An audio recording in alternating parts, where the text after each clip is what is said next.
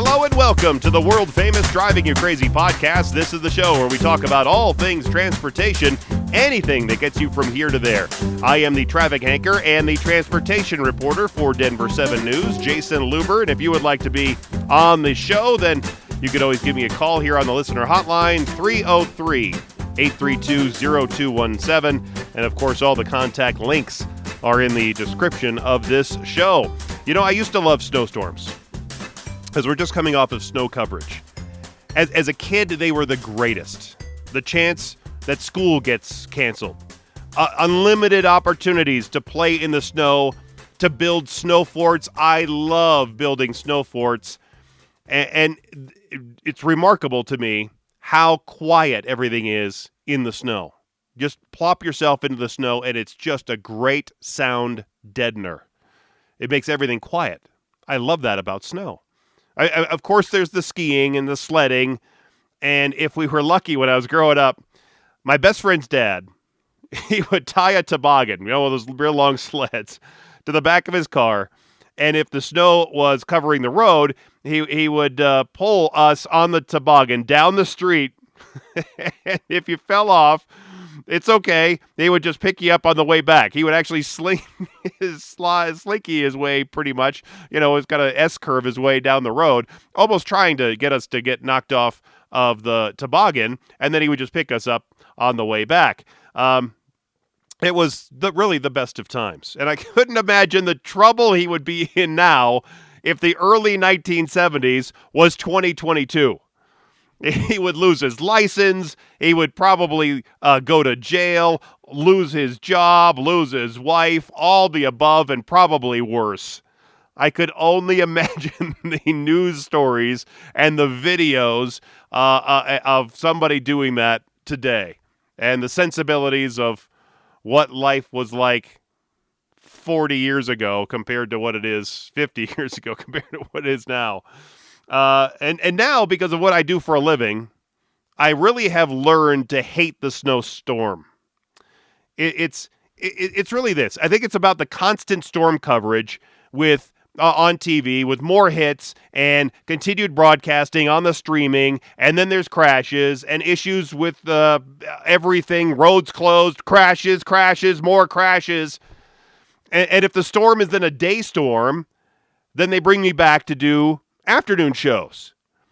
See, I used to have to come back downtown to broadcast from the studio, where I would do like the 4 o'clock and the 5 o'clock and the 6 o'clock news, and then I would have barely enough time to go grab a quick bite to eat, and then get off to bed, and then get up and do it all over again at 2:30 in the morning for the next day of storm coverage. And I'd have to do that back downtown.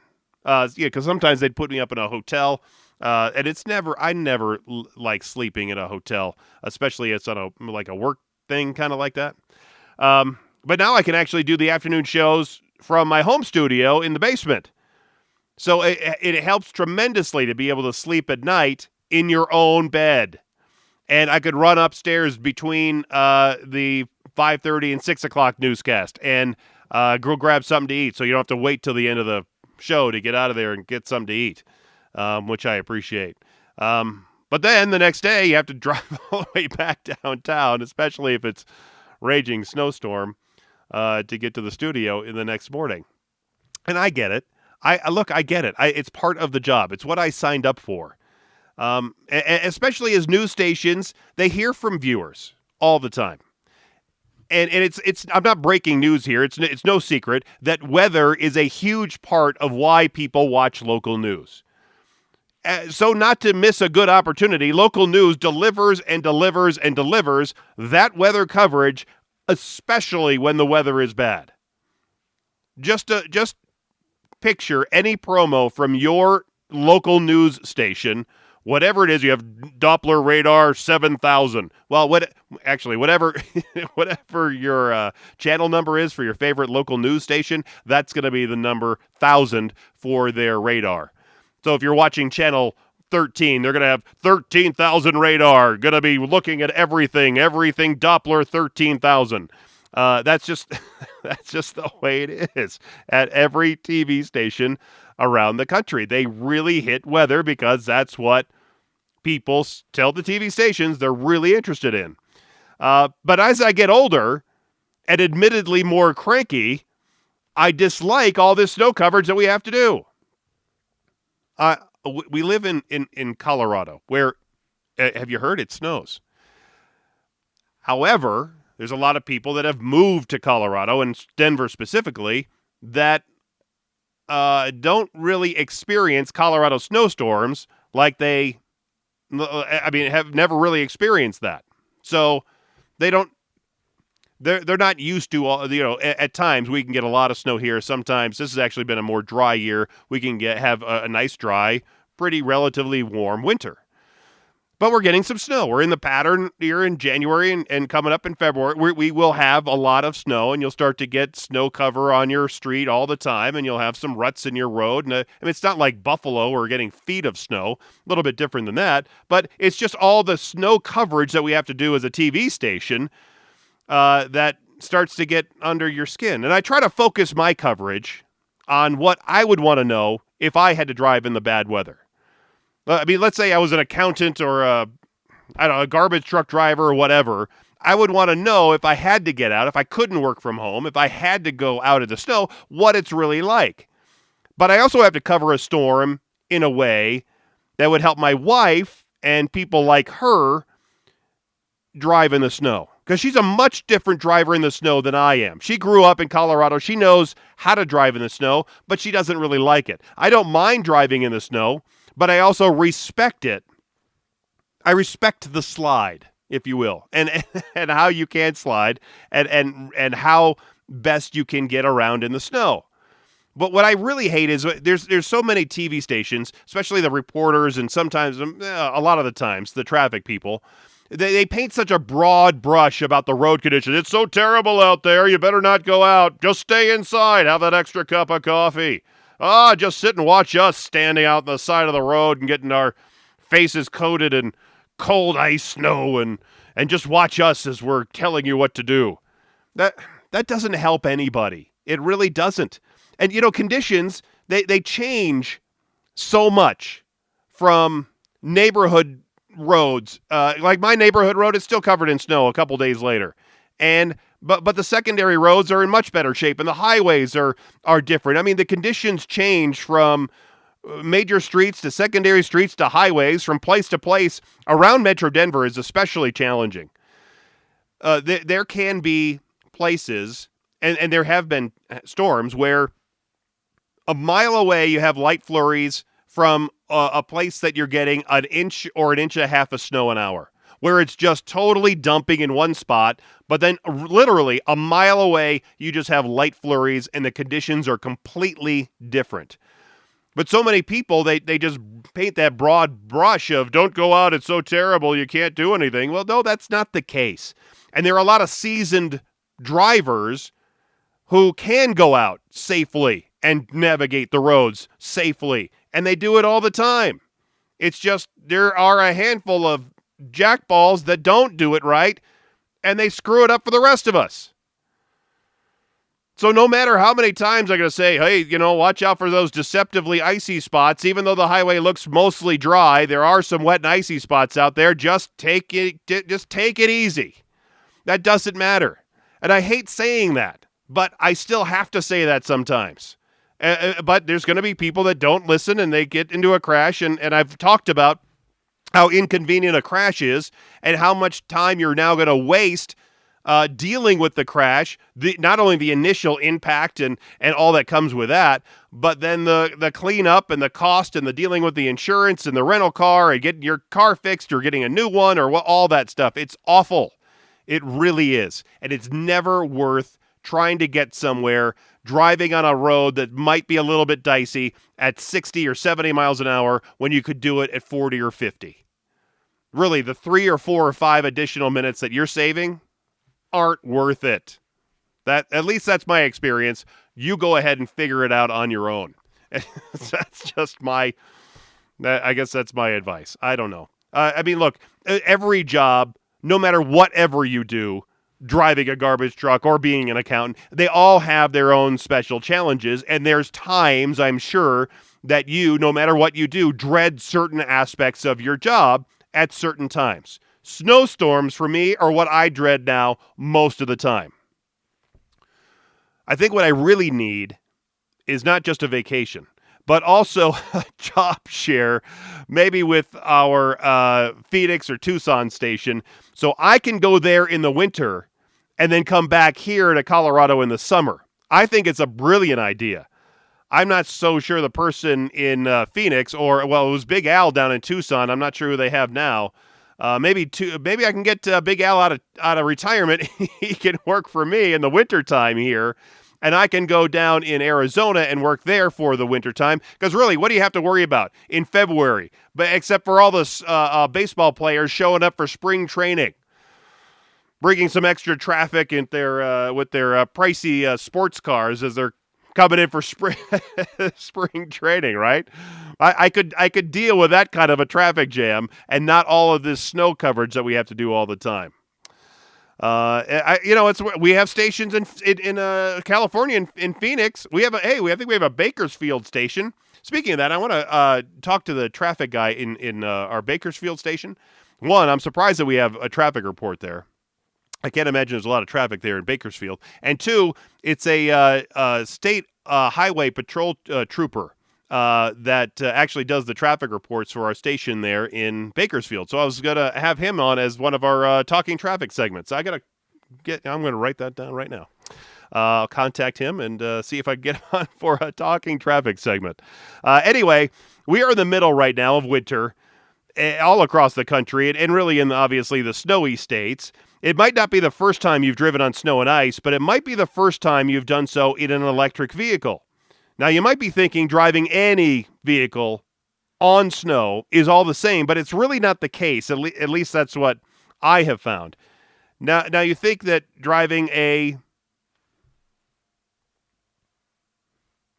Here to help us through the differences in driving a regular internal combustion engine or ICE vehicle and an electric vehicle or EV is Tim Waldenbach. Tim is the co-founder of Zootobi Driver's Ed, a gamified e-learning platform based on... Here to help us through the differences in driving a regular internal combustion engine or ICE vehicle and an electric vehicle or EV is Tim Waldenbach. Tim is the co-founder of Zootobi Driver's Ed, a gamified e-learning platform focused on online driver's education to help teens get their license. Tim, thanks for being here on the world-famous Driving You Crazy podcast. Well, thank you for having me. So, Tim, I remember talking to your brother just over a year ago. It was in November of 2020. How is Leo? I think it was episode number 187. So it's nice to have a family affair here. How is your brother? Oh, he's really good, thanks. Everything is transcending well for him, and he unfortunately couldn't make it today, so I had to step in, but he would have loved to be here. Good, glad to have you. I say this is the world famous Driving You Crazy podcast, and I really do mean world famous, and we're talking to you from Sweden. Yeah, that's right. How is Sweden right now? We have obviously lots of snow here as well, and we just had an issue with EVs a couple of weeks back where we had lots of stranded vehicles, so I'd love to get into that later, but it's snowy, quite cold, but otherwise enjoyable. You obviously have your fair share of ice and snow there. You know, I was shopping for tires recently, and I came across a brand you're probably familiar with, Nokian tires. Oh, yeah. They're a Swedish brand, and they're actually now being sold here in the United States. Are they pretty popular there? Yeah, for sure. And I believe that since they work well here, they should work well anywhere that has snow, right? You would think so. You would think that a tire engineer would be able to go into the roads of Sweden where they're covered in snow and ice and figure out how to make them perform very well. Let's keep talking tires for just a second. I always say that even if you have an average car, not an SUV, not a four-wheel drive, even just some kind of average car, tires can make a huge difference in how well you can get in and around and through the snow. How important do you think are good tires? Well, at least here in Sweden, we have it's mandated that we actually switch to winter tires once it gets a bit colder, just because of the traction difference. Summer tires, they're usually quite sleek and they will not wear as much on the road. But winter tires, they have larger grooves and they really make a huge difference in terms of the traction. So without winter tires, at least here, and the large groove, I'd say you're likely to run off the road. That's interesting that you say that it's mandated that you have to have summer and winter tires. So where do you keep your summer tires in the wintertime and vice versa? In the garage or someplace like that. What if you're living in an apartment in somewhere and... Well, lots of mechanics, they actually have tire hotels, is what you call them. So you pay them to keep your tires there in the summer or winter. So then you go there and switch around when you have to. How much is a tire hotel? It's quite cheap, actually. It's just like $40 to $60 a year, so it's not much at all. Wow, that's interesting. That sounds like a good... Let me write that down. Tire hotel. I think that could work well. Especially since you will keep coming back. Obviously, you're locked into that mechanic store, so you get some extra revenue from there as well. Yeah, and they probably then are the ones to put the tires on and off and then store them for you as well. So sounds like a pretty interesting business model. Speaking with Tim Waldenbach, co-founder of Zootobi. It's an online driver's education site. I have an electric vehicle, and there are, to me, major differences in the way it drives in the ice and snow compared to a regular internal combustion engine car. One of the noticeable differences is that when you're spinning your wheels in a electric car, you don't hear an engine revving. So it's harder to tell when you're, if your tires are just spinning out of control, because in a regular internal combustion engine, you hit the gas, your tires are spinning, and you can hear your engine revving. You don't have that in an electric car. Yeah, definitely. And it's also sort of an issue when it's in the winter, when you don't kind of hear cars coming. I find it a bit unsettling, actually, because I love to, when I go into traffic, I usually listen much for the traffic coming. And since we have EVs, they do not make as much sound. It can actually be troublesome to hear if they're approaching. Do you have, I think in Sweden, you have a large number of electric vehicles, more than in most cities in the United States? Yeah, for sure. We have more than, I think, all of the United States in terms of the percentage. But that's just because we're very close to Norway, and they are selling really like EVs like cakes there, basically. It's quite insane. So we have a higher proportion than most of the world, but still we're lagging behind from Norway, at least. So when you're driving in the ice and snow in an electric vehicle, do you have an electric vehicle? Do you find any differences in how the car performs compared to a regular internal combustion engine car? I have a hybrid, so it can go on electric power at times, and then it's combustion engine power at times. So I've tried both, and yeah, it definitely feels a bit different. I think it has to do a lot with how quickly the torque goes to the wheels, actually, because in terms of the electric engines, you will automatically straight away have the power to the wheels. So it will be an instant kind of rotation, whereas with a combustion engine, it will take a while for the power to actually reach the wheels. And that, I think, is the biggest difference, because it's harder to control kind of how the spin when you're driving an electric vehicle, simply because it will go from zero to spin very quickly. Yeah, I've noticed that is a major difference, because that amount of torque for me has been a problem, especially when I'm trying to start at a traffic signal that goes from red to green, and then I'm trying to go again, and I'll start to spin a little bit if I don't let the car, just take my foot off the brake, let the car go a little bit, and then start using the gas to get going again. Have you found any other tricks on how to avoid spinning with all that torque? I don't think I have. I'm mostly driving a combustion engine vehicle, so that's the main thing here. Since it's a hybrid, I have the electric power for shorter distances, but that's the main one I've really been noticing, because it's kind of, you really feel it like straight away, like you mentioned at a traffic light, for example. Like every time you notice that, it's really going much quicker with the torque there. In some Teslas, they have more than just one motor. They'll have dual motors or even quad motors that will send power to each of the wheels, and I think that also might be a challenge too in driving in the snow. Again, with that torque, so it seems like even between different EV models, you might have a different experience with driving in ice and snow. Yeah, I'm sure that's the case. I'm not entirely sure which EV is the best for driving in snow and ice, but I'm sure there are major differences. So someone should probably check that out. Now, the handling to me seems basically the same, but another advantage, maybe sometimes a disadvantage, when stopping is the regen braking system. It does help slow the car down, obviously, because it's using that momentum to charge up the battery just a little bit. But also, it can make you slide a little bit if you are on some ice or snow. Do you think that? Because I know in like a regular internal combustion engine car, you just take their foot off the gas and you start coasting. I think it's almost a safer way to do it than having that regen braking system that's trying to slow you down. Yeah, I think so as well. The problem with the regenerative braking system is that you kind of lose control over your braking a bit. And in terms of when it's summer and so on, it really doesn't matter because obviously you will still have traction with the road. But in the winter, when you kind of need that full control, it can be troublesome because you don't really know when you will start sliding, and kind of, yeah, controlling your own braking, I think, is the way to go, at least in the winter. Because that's one of the biggest issues when you are driving in ice and snow is the braking. People, I think, they try to use their brakes too much. Maybe they're too reliant on the automatic braking system where it's trying to slow you down while you just hold the brakes down. In the older cars, you hold it down and you're sliding right into a curb, but the the automatic braking system tries to pump the brakes for you. It seems that a lot of people aren't familiar with how those systems work.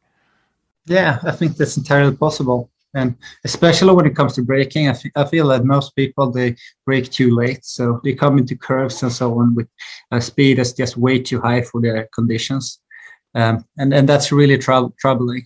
So we always try to teach our students that they really should kind of slow down well ahead of the curve, because once you go into the curve and you have kind of the curvature forcing you out towards the side of the road, which I'm not sure what it's called, but yeah, it can be really troubling if you try to slow down or brake at the same time.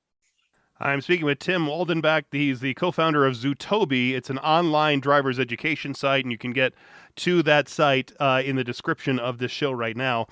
I'm sure you've read about the situation in Virginia over the last couple of weeks where there were stranded drivers for a day on the highway in an internal combustion engine car. You could have it filled up with gas. And if you run out of gas, well, somebody could just bring you gas, and then you can just keep sitting there if you really needed to. But in an EV, it's completely different because once you're out of a charge, it's not really easy to get a charge to you unless you're able to park somewhere that or get a long enough extension cord from somebody's house, right? Yeah, that's a big problem there. Usually when you're out driving, you know kind of the distance where you're going, you know where the charging ports are and so on. But when it comes to snowstorms, you never know kind of where you will get stranded.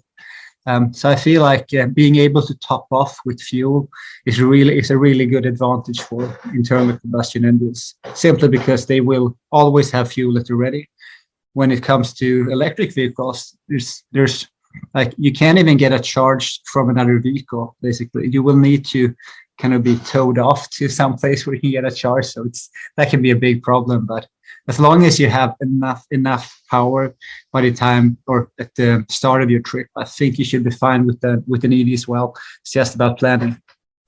And how well would an EV hold its charge? Let's say I left the house, I've driven 10 miles, I'm stuck on the highway now, and I have a range of, let's say, 300 miles, and I'm just stuck there on the highway, and I know I'm going to be there for 12 hours.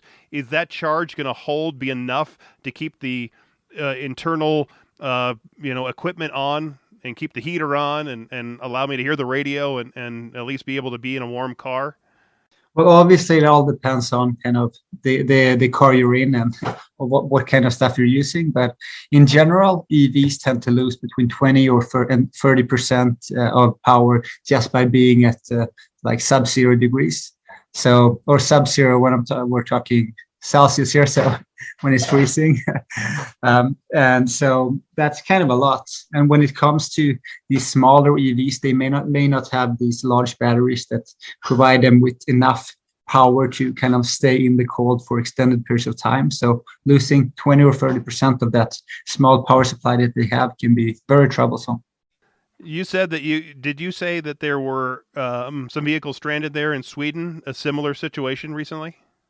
Yeah, we had was not lots of media coverage about EVs actually, just because they were the ones actually stranded and having to be towed, whereas internal combustion engines, they could be topped off and drive off. So I don't think there was an issue with them actually with like the lights and the radio and so on stopped working because of the drainage in batteries. But I know that there were quite a few EVs that were towed. And is that something that you think that there's auto companies or I don't know if it's the government that steps in on some situation like that, but is there talk about a way to resolve that kind of a problem in the future? Well, this was a very unusual situation where we had, I think, a really large snowstorm that stranded lots of people. So no, I haven't heard any talks of like the government or someone else stepping in. But I do believe that it comes down to the person driving the car being aware of kind of the limits of the vehicle. Obviously, if it's really, really cold outside, you may lose charge, and you need to know kind of how far you have to go. Because if you're driving an internal combustion engine, if you do not have fuel either, it will get stuck. So it's the same kind of, but you need to think about different things. Yeah, I was thinking about that. If it was 10 years ago, AAA would come out with just a whole bunch of gasoline and start filling up some people in their cars.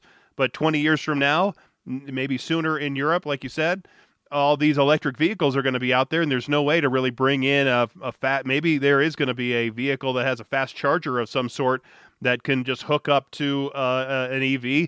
After 15 minutes, it has enough power maybe to get going the next 10 or 15 or 20 miles down the road if they could open it up. So there's another business idea for you, Tim. If you perhaps yeah, maybe so. Perhaps there will be these electric drones coming, and then they will get stranded, and with your Amazon package on it, right? Yeah, exactly. Amazon fill up will come with these huge chargers, just topping all the cars off. Is it more dangerous if you get in a crash in a electric vehicle compared to an internal combustion engine vehicle? I'm not quite sure about the safety, but I believe that I read just the other day that since the battery is moved beneath the vehicle, so you're basically sitting on the battery plates, you can kind of change the safety in front of and on the rear of the vehicle. Obviously, the motor is usually at the front, but and that will make kind of the safety. You move lots of weight around, and so you can adjust kind of the safety parameters. So we know that, for example, the Teslas have been the safest cars around for quite some years now. And I believe that other EVs as well are coming to kind of that same general conclusion on safety, simply because they can move the batteries around and make kind of the car according to their needs, fit their needs much more than when it comes to the internal combustion engines where they have the weight on the front. And if your Tesla catches on fire, that could keep you warm in the snow as well. That would be one idea to solve the issue of getting stranded. You just light it on fire and it will stay on fire for a long time. Exactly. And maybe that's like a last resort option, but it's an option. It is an option, of course. I was reading through the Zootobi blog as I'm speaking with Tim Waldenbach, co-founder of Zootobi, an online driver's education site. I was reading on the blog there that you do have a whole list of the top 10 winter driving tips.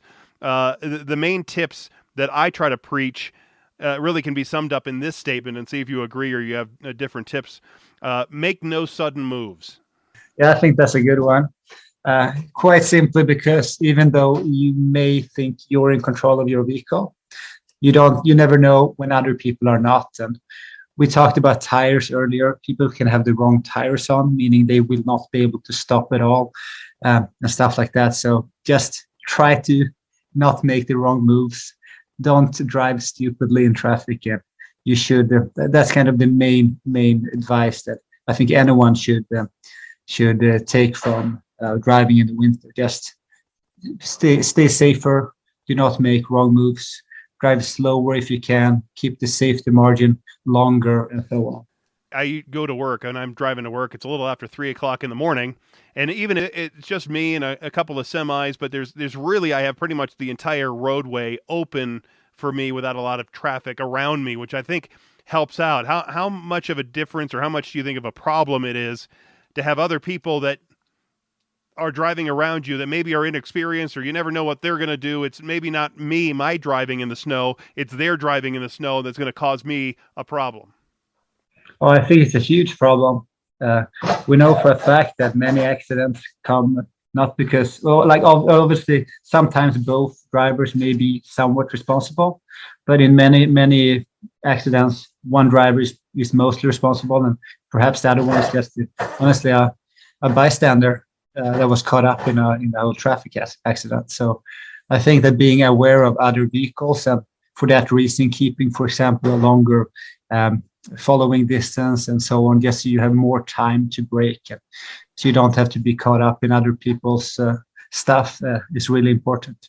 Talk about how much of a problem you think the distraction, especially when you're driving in the snow, you really need all focus you can with what you're doing, and then somebody might be messing with their GPS, or they're messing with their phone, or being distracted in some other way. How much more magnified is the distraction of your phone or other distractions on bad weather days compared to a good weather day?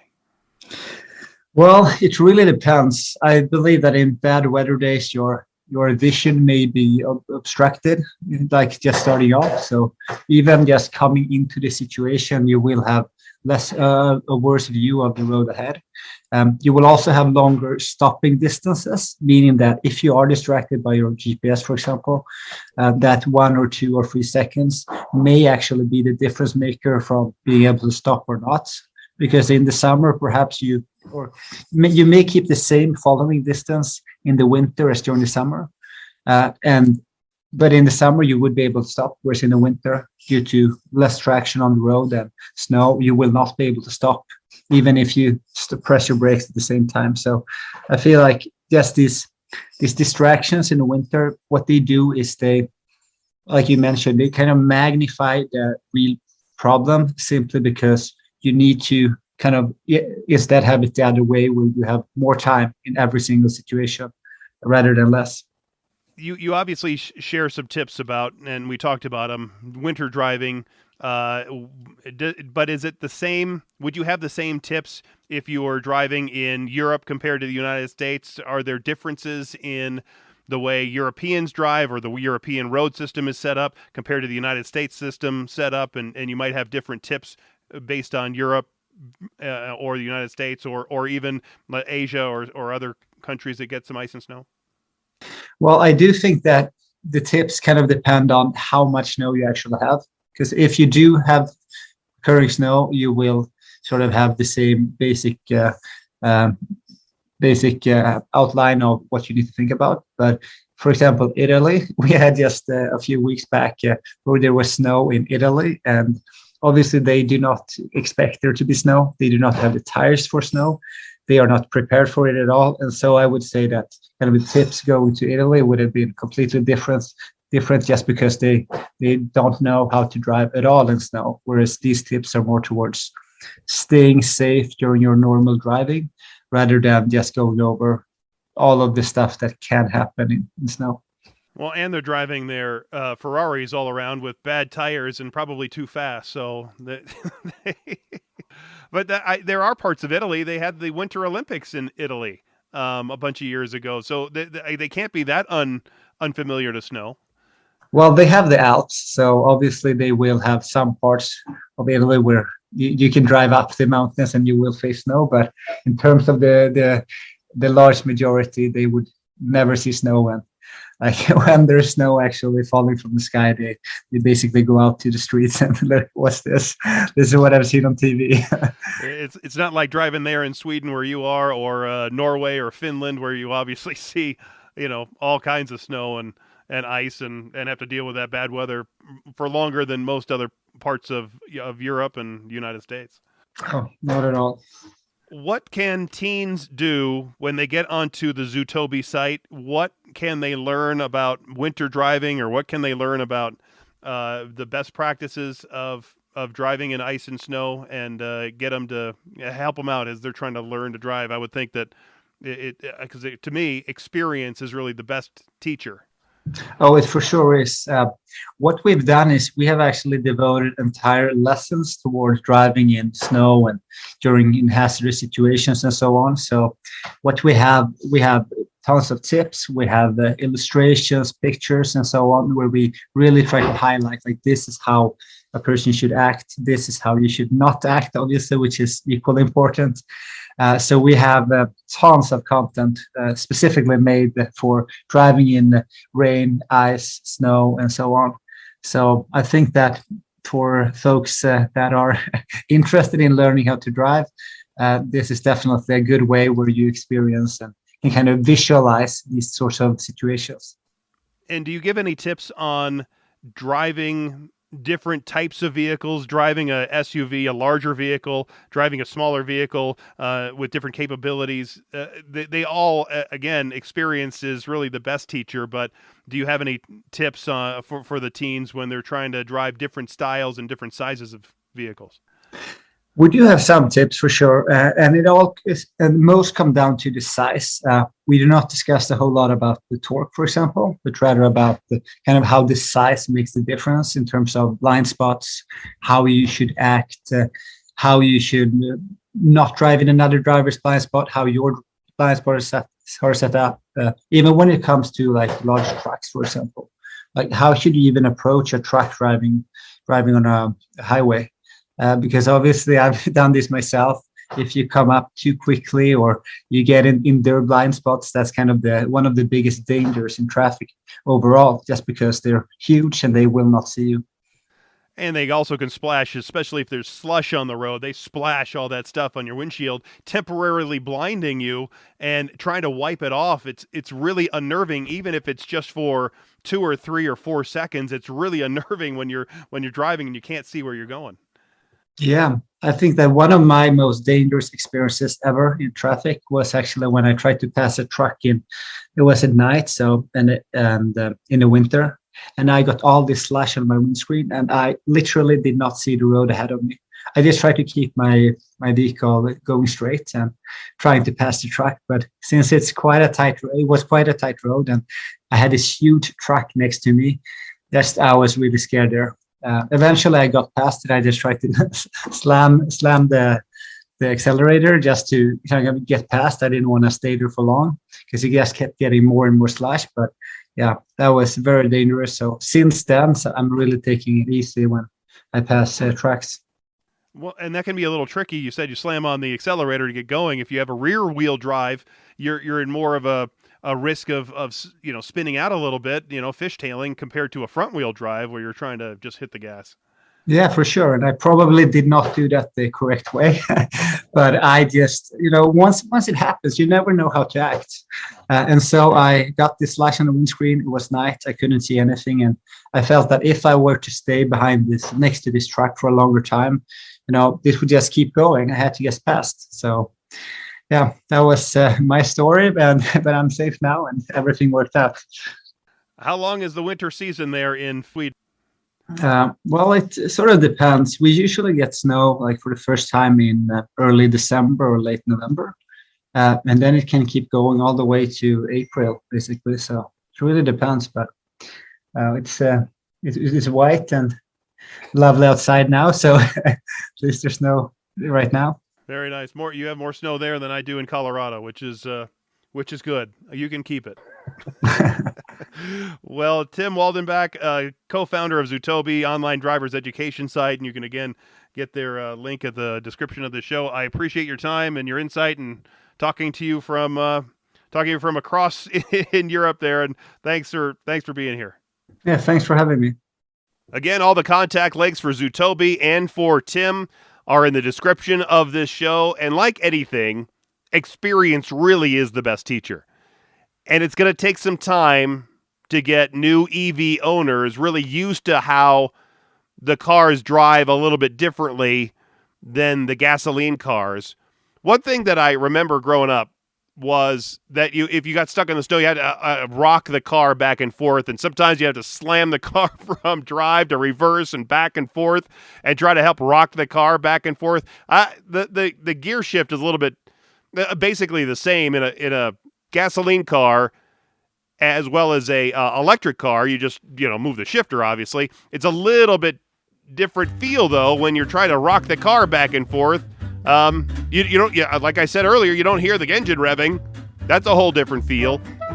So it's just, well, I guess if you have a good experience or bad experience or any experience driving an electric vehicle in ice or in snow or on ice, then let me know. You can get me on any of the contact links in the description of this show. So thanks again for being here, and thanks for listening. Thanks to Tim for all your insights there.